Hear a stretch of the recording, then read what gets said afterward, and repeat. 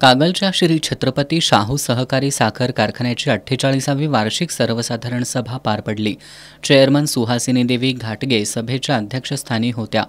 या सर्वसाधारण सभेत येत्या गळीत हंगामासाठी 11 लाख मेट्रिक टन ऊस गाळपाचं उद्दिष्ट निश्चित करण्यात आलं।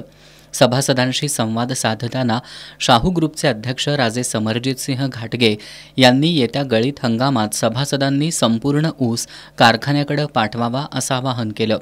कारखान्यानं गेल्या 2 वर्षात देशातील सर्वोत्तम सहकारी साखर कारखाना, सर्वोत्कृष्ट ऊस विकास पुरस्कार आणि उत्कृष्ट कोजनरेशन पॉवर प्लांट असे 3 राष्ट्रीय पुरस्कार मिळवलेत।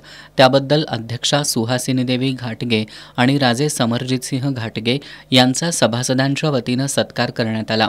या सभेत साखरेच्या किमान विक्री दरात वाढ, इथेनॉल खरेदी दर वाढवणे आणि किमान 20 लाख मेट्रिक टन साखर निर्यातीला परवानगी द्यावी अशा ठरावांना मंजुरी देण्यात आली। सभेला संचालक, अधिकारी, कर्मचारी आणि सभासद उपस्थित होते।